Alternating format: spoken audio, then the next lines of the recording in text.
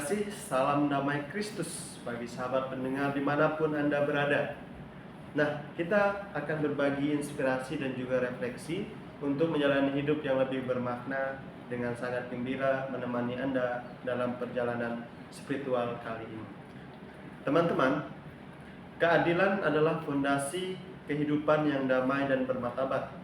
Menjadi pejuang keadilan berarti berani memperjuangkan kebenaran dan melindungi hak setiap orang tanpa memandang siapapun itu. Hari ini, mari kita bersama-sama belajar bagaimana menjadi pejuang keadilan yang berani dan bijak dalam menghadapi tantangan di sekitar kita. Oke, para pendengar yang terkasih dan luar biasa, selamat datang dalam podcast kita kali ini. Saya, Brother Vero, dan hari ini kita akan membahas sebuah tema yang sangat relevan dan juga penting untuk kita bahas di masa ini, yaitu menjadi pejuang keadilan. Nah, bersama saya hari ini ada narasumber spesial, seorang mahasiswi dari program studi pendidikan keagamaan Katolik. Selamat datang kepada Mbak Renata.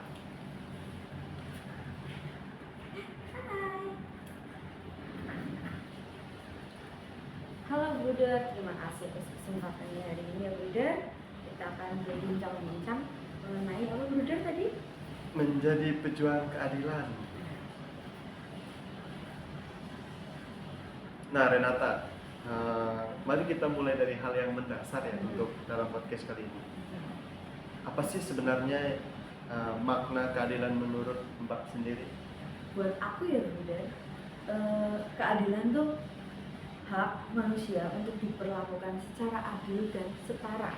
Artinya apa? Tanpa diskriminasi dan penindasan. Karena keadilan bukan hanya soal hukum, tapi juga soal kemanusiaan dan martabat manusia. Gitu deh. Lalu mengapa sih penting bagi kita untuk memperjuangkan keadilan itu, Mbak?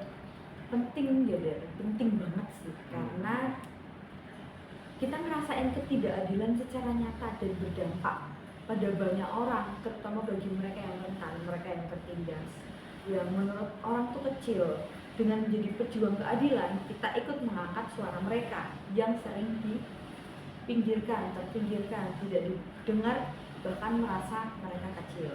Lalu memperjuangkan hak-hak mereka dan berkontribusi pada perubahan sosial yang lebih baik. Gitu. Oke.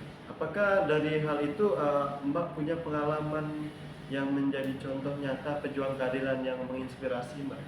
Ada, tentu ada Bruder.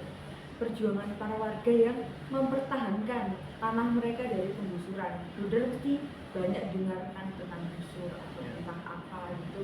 Mereka bukan hanya berjuang secara fisik, tapi juga secara hukum tentu saja kan Bruder? Iya betul. Dan mengorganisir diri dan mendapat dukungan dari berbagai pihak agar suara mereka didengar dan hak mereka tetap diakui. Wow, oke. Dengan kira-kira dengan apa tuh Mbak Renata mendukung suara mereka? Karena saya prodi pendidikan agama Katolik ya, dan kalau prodi saya itu disingkat menjadi pendikat gitu. Di pendikat ada pementasan teater rakyat.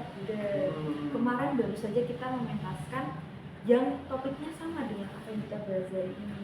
Dalam teater rakyat yang kami bawakan kemarin mengambil tema menjadi sahabat bagi mereka yang tertindas. Dalam teater tersebut kita menampilkan banyak permasalahan yang publik tidak tahu. Misal pun publik tahu, tetapi publik tidak mendalami, tidak menyelami. Kita sendiri yang terjun langsung ke lapangan. Salah satunya yang kita bawakan ialah pembangunan salah satu proyek yang merugikan banyak banget orang.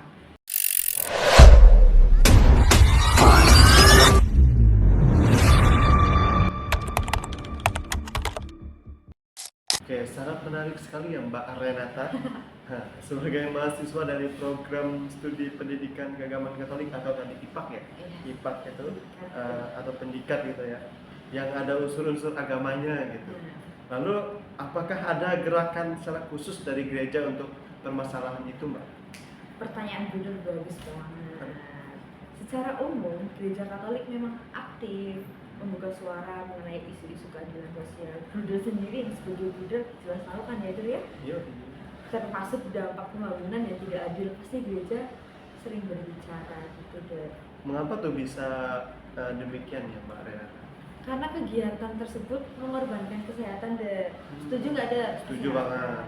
Mata pencarian, Iya. lingkungan masyarakat, bahkan masyarakat tidak mendapat perlindungan atau kompensasi yang adil. Itu jelas bertentangan dengan prinsip sosial gereja. Lalu pendapat gereja sendiri tentang hal itu tuh apa Mbak Renata? Ada dokumen bruder namanya Fratelli Tutti Bruder tahu. Dan Fratelli Tutti ini adalah ensiklik ketiga dari Bapak Paus kita almarhum Bapak Paus Fransiskus. Ensiklik tersebut menyuarakan persaudaraan dan solidaritas yang lebih manusiawi. Dokumen tersebut ditandatangani pada 3 Oktober 2020 bertepatan dengan kunjungan Paus Fransiskus ke makam Santo Fransiskus dari Assisi. Dalam Fratelli Tutti nomor 126 ditulis bahwa keadilan menuntut pengakuan dan penghormatan tidak hanya hak-hak individu tetapi juga hak-hak sosial, hak-hak bangsa-bangsa. Dalam pembangunan yang merugikan itu, kita tidak hanya melihat hak individu secara terpisah, kita juga melihat hak-hak komunitas yang terdampak seperti hak atas tanah, hak lingkungan yang sehat, dan hak kesejahteraan bersama. Ketika proyek tersebut mengabaikan hak-hak sosial ini, maka jelas menjadi ketidakadilan yang bertentangan dengan ajaran kita, ajaran di gereja kita, gereja kami. Berarti jadi pesan dari ensiklik Fratelli Tutti ini mengajak kita untuk memperjuangkan keadilan yang menyeluruh, yang melindungi hak semua pihak, terutama mereka yang paling rentan gitu ya Mbak Renata. Betul sekali Bunda, ini juga panggilan buat kita semua agar kita terlibat dalam pembangunan yang memastikan bahwa proses tersebut dilakukan secara adil, transparan, melibatkan partisipasi aktif masyarakat agar hak-hak mereka dihormati dan dilindungi. Gereja sendiri mengajarkan bahwa semua pihak harus memastikan pembangunan tersebut berlangsung adil, transparan, dan melibatkan partisipasi aktif masyarakat. Pemerintah juga pun bertanggung jawab untuk melindungi hak sosial gereja. Sementara masyarakat berperan penting sebagai prinsip subsidiaritas dan pembangunan harus dijalankan dengan adil tanpa korupsi. Gitu. Oke, lalu apa sih langkah konkret yang bisa dilakukan oleh masyarakat dan pemerintah agar pembangunan proyek tersebut bisa lebih adil dan berkelanjutan? Itu kira-kira apa ya Mbak? Beberapa langkah ada sih Ger, yang kemarin waktu kita terjun langsung ke lapangan. Contohnya seperti bantuan mata pencarian.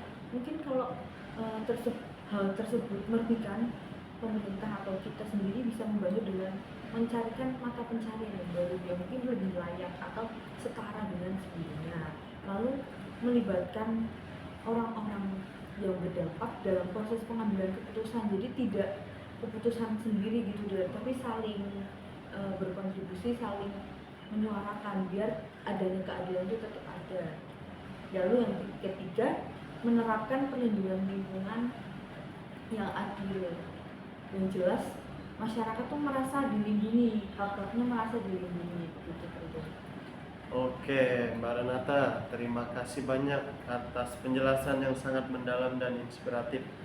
Jelas bahwa keadilan bukan hanya soal hak individu, tapi juga hak sosial yang harus dihormati dalam setiap proses pembangunan. Betul Bunda. Saya berharap juga pendengar kita semua bisa semakin sadar bahwa menjadi pejuang keadilan berarti memperjuangkan hak-hak bersama, menjaga martabat sesama dengan adil dan berkelanjutan. Betul sekali. Mari kita sama-sama merenungkan bahwa setiap langkah kecil dari kita dalam memperjuangkan keadilan yang bisa membawa perubahan bagi masyarakat dan juga lingkungan di sekitar kita. Jangan lupa juga Bunda, ajaran sosial gereja dan pesan Paus Fransiskus dalam Fratelli Tutti yang tadi kita bahas menjadi pijakan kuat bagi kita semua untuk terus melangkah dengan kasih dan keberanian. Ya, baik para pendengar yang terkasih. Sampai di sini dulu ya untuk episode kita kali ini. Terima kasih sudah mendengarkan dan menjadi bagian dari pejuang keadilan. Semoga kita semua diberkati dan diberi kekuatan untuk terus berkontribusi bagi dunia yang lebih adil dan juga manusiawi. Sampai jumpa.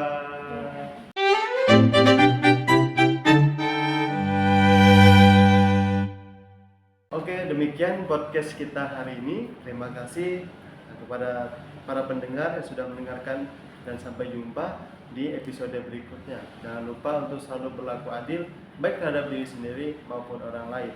Salam damai dan kasih untuk kita semua.